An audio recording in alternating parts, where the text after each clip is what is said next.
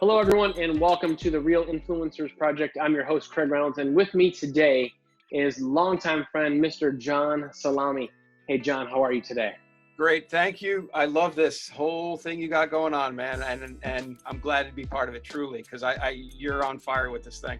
I just don't think that there's enough outlets out there that people can really look back and thank the people that really help them. Today No. we've got these influencers that live online that you never talk to, you never see, but people love their lifestyle. They love the things that they're pitching and the way that they promoted themselves, so they buy it. Whereas you and I have run into each other, we've talked, my neighbors have given me tidbits of information, all these things on this one-on-one basis that have helped transform me into becoming the person I am today. Yeah. And I love a story behind a story. So Right. for me, I like to know those things and how you got to where you are. So let's go back to the beginning. Okay. We've got roots in BMX bikes. How did you get it started in bikes? Well, my mom always said, "You're not racing motocross motorcycles; it's too dangerous." I heard that same thing. So I said, "I'll take the engine out. We'll call it BMX." So just started dirt jumping. I've actually posted some pictures on Facebook of me jumping in '79 or something. So in July 15th of 1980, I convinced my dad to bring me to a race. It was in Tinton Falls, New Jersey. It was NBA. Wow. And I had gone to the local bike shops forever, and everybody talked about racing, but I was dirt jumping. So I'm like, I'd love to race. Competitiveness, I guess, started that day. Sure. So July 15th, 1980, I started racing, and I got third out of three people. But that thrill, and I got a ribbon. I think I still got it. But that thrill of chasing people and having to bring myself up to another level was the greatest feeling in the world. So I think it's similar for all of us BMXers, and that feeling that's the feeling I still have to this day when I take on a project. I Okay. have a podcast called Cinematography Legends Podcast. I do an ebook. So any of that feeling, I think we search for that feeling, and people get it in other places. We get it from a bicycle. People that have Hmm. never ridden a bicycle won't know what that feeling's like, that exhilaration, but they get it in other places, drugs, alcohol, whatever. But man, if they just really knew, I get it in jiu-jitsu all the time too. So it's that feeling, I think. And then I was hooked after that. And then that feeling parlays into, mountain biking or wherever you go. I mean, I'm Hmm. elated right now. I have that feeling right now. Like, Craig and I are going to talk about cool shit. Like, Right. it's that inner child that never leaves, and you can bring it with you, till you're 70, 80, whatever that may be. I've talked with a few people in the past about, well, when you retire from racing, what's the outlet? What are you going to find that's going to, you know, quench that creative thirst or that competitive thirst? And you've got a lot of things that you're working on as well. I mean, cinematographer, you own Salami Films. You mentioned Brazilian Jiu Jitsu. You're an instructor there. You Yeah. have a podcast and an ebook. Yeah. Again, there's only 24 hours in a day. I have no idea where you fit it all in, but it's It's when fascinating. the magical time. I'm going to let this out, this little secret. The magical time is when you get up to take a leak in the middle of the night and it's calm and it's peaceful. Go nuts. Take that extra hour. I did it this morning from 3 to 4, and I wrote down things that I wanted to, that we could discuss, or I have a music video this weekend with Evan Stanley. He's breaking out. If you know the last name, you can put two and two together. His dad's an iconic musician. Yeah, it Uh, sounds like it. Sounds familiar. and he's breaking out on his own. I love him. I'm not. Let's be him. Instead of following in his dad's footsteps. But I was Hmm. up this morning, taking a leak and writing down. Okay, now what happens? How do I scrim the Leco light on the spot on song number 2? And this never ends. So, BJ Penn is a Brazilian Jiu-Jitsu world champion. He said, to be a champion, you have to be a crazy son of a bitch, right? I agree. I mean, there's that inner child that we all have, but then there's that psychosis on top of that of trying to achieve. I Hmm. think that when you're a child, you have that inner child excitement that gets you to a place, but then that neuroticness takes over of I want to be a champion. I want to be good at what I do. Right. So Right. those two together, I don't think people can, to get to that level. I think it's a the influence thing. You're influenced, then you become that child. Like I used to sit in 1982 and make self-help tapes for myself on a cassette while I drove around, with my friend, Big Joe Degano. We would go drive around. Where are you going to be in 5 years? You tell me. I'm going to dream. I'm going to be a BMX AA pro. I never was. We talked about this. Right. I'm glad I'm not. It's a lot of work. Right. Dude, the most work, yeah.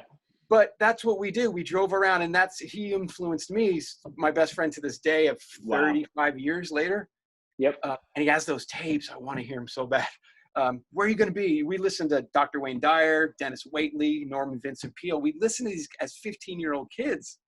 What are we going to be? We're going to be champions. He went in motocross, and I did it in BMX. So wow, he was that driving force to let's go to another level. You got to keep up in your game. Move to California. You in New Jersey, you can be a pro, but where do the guys live? Well, they all live in Southern California. Why aren't you living there? Shit, why aren't I living there? Right. Right.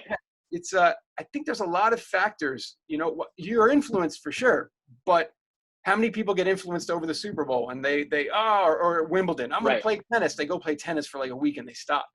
Right. I think it's something more deep inside that create your influence, but what happens after the influence? What brings you to becoming someone that can do it over and over and over again, year after year, decade after decade?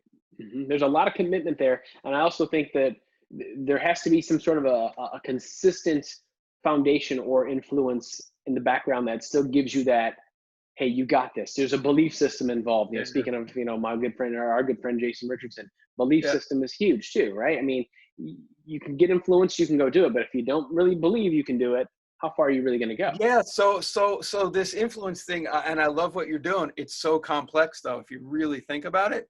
Absolutely. This guy influenced me. Sure, he did. But what did I do inside? But Joe Degano's been in my life for 35 years, so that influence has never gone away. Hung out with him last night. His kid now is going to film school. So his kid is now moved to California, is going to film school. I'm like, Joe, these are generations of us when we were 15. Yes. So that's, it's interesting. And I told you, I said, careful what you wish for. Because now I'm at a level with my cinematography where it's getting really crazy.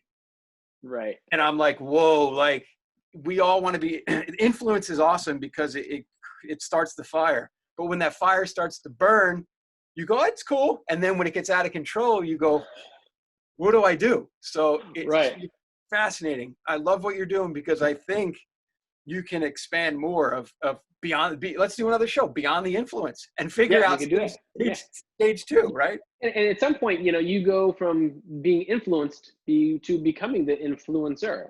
Yeah. Right. And that's a whole different set of topics. And, we spoke a little bit about knowledge and hoarding knowledge. You need to share that knowledge. You need to give that information away. Yeah. To improve other people, we've talked briefly about cinematography. How did you make the transition out of bikes into cinematography? What was that like? Well, I saw obviously you're massive in it. Let's face it. You are on a very steep trajectory with your cinematography right now. It's getting crazy. I'm having these little moments, and I'm driving in my car, and my girlfriend's awesome. She's like, "You're fine. You're fine. Look back 7-8 years ago. You're fine." I'm like, I don't know. So always have a good support system there too. Yes, absolutely. So I saw Requiem for a Dream, Darren Aronofsky's movie in 1999, which was the last year that I actively was in cycling. I was doing massage therapy for Specialized Bikes. Mm-hmm. I worked for Schwinn, and 99 was the season that Mountain Dew pulled out. So we didn't have a sponsorship anymore. Gotcha. And that was a massive team you guys had too. That Specialized Mountain Dew team. So good. The downhill team was Palmer, Voorhees, and the mountain on the other side, Bart Brengens, Philip Merhager, crushing. And unbelievable. So good. Great years, man. And I gave 100% there. So the season ends, and I think I saw Requiem for a Dream. And I sat there when the movie was done, and I'm like, I don't feel good. I don't feel something's going on. How did that movie changed me where I don't want to get up? And I would show it to friends, and they're like, I'm not going to drive home for a second. You mind if I kick it here? And I'm like, how? Where is the power coming from? Who's in control of all this shit? Well, the cinematographer is the image maker. He's listening and working with the director who's telling him, but between the actor and the camera is the cinematographer.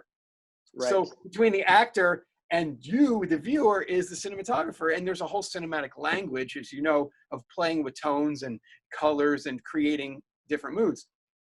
That movie fried my brain. And actually, I see the DP quite often at expos and shit. I run up to him every time. I've been doing this for 15 years, 20 years. Thank you so much. Matty Labatique, thank you for making Requiem. You made me want to be a cinematographer. I'm sure he hears it all the time, but it's real with me. Like, and I want to be thankful. I want to get back and thank him, you know? So Requiem for a Dream made me do it. So a friend of mine was doing like these B movies and stuff. And I said, can I be a production assistant? Can I help out?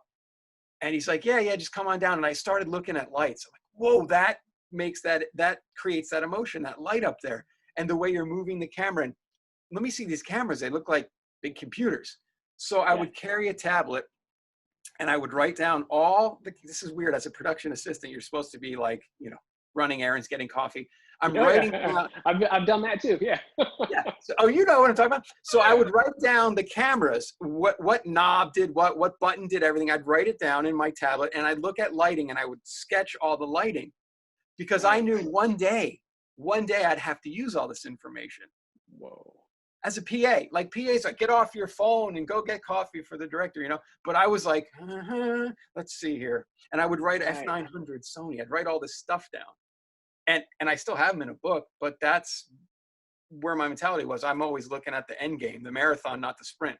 Right. So I knew. And then one day I'm a PA and the director says, hey, grab that camera. Let's get this shot. I'm like, here it is. Here it is. Right. You know what's so amazing about that? Very rarely do we see in real time that switch. Like, this is my moment. Like, we don't get to know that all the time. You being present and in the moment, that did it for you. Yeah. Well, there's a couple caveats to that. So the first one is, as I learned back in the van in Jersey, 15 years old, preparation meets opportunity from Dennis Waitley. So preparation and opportunity were there. Here it is. Now, the beautiful thing about a camera is you can't be nervous when you use a camera because you're going to shake. So I could be a professional truck driver, right? Okay, you got to go across the states. Okay, cool. I'm nervous, but I'm driving a truck. Like, I'm cool. Right. Try this shit when you're trying to hold a steady shot. Your hands are sweating and you're like, fuck. So I look at the director and I go, man, I gave you what I got. He goes, come on, kid. If it sucks, we won't even use it. Welcome. And I was like, oh, there it is, you know? And then it was childhood enthusiasm with a real world of like, oh, now it's me trying to make that single A main. Now the shit's on. Who's where, who's what, like the wheels turn. Right. And those wheels have not shut off. I had this ritual before my work got in the way, but I would watch a movie every morning at 7:30 a.m. Before everybody got up, I'd just go watch a movie because that's 365 opportunities to collectively in the collective unconscious. That's some Carl Jung stuff for you. Right. Collectively get all those, the camera motion, the lighting, get it all in your brain. So when you need to use it subconsciously, it's there. So I religiously watch probably 200 and something movies in a year. Right. You know, because I'm influenced by the world. The way the sun falls on a building is influential to me, or the way it falls on trees, because I have to shoot that shit one day. Go out there and shoot two people walking and talking past those trees. It's going to be 3:00 in the afternoon. And I go, what does that look like? Oh, all the movies are up here. Where's the sun at 3:00, right? Yeah, exactly. And I have a sun thing for that on my phone. It's all good. I'm pro. But so you have to know where is it and how do I acquire this knowledge? From movies and from being inspired by the world. When I drive my car, I look at where's the sun crossing across the road, where are the shadows according to these cars. It never ends. So you're always framing, right? Framing. You've always got it going, right? Always. So in my bed, I wake up. There's a window. It's 1:8.5 aspect ratio. Don't worry about it. And I look at it every day, and I can tell you how that frame, that painting, we'll get to that, how that painting changes on a daily basis through the whole year, through colors, foliage. I see, because my window, when I wake up and go, it's right there, 1:8.5, the whole, and I look at it every day. Where's the shadows? What color's the sky? How's that going? Oh, the bird flew by. That's bonus. You know what I mean?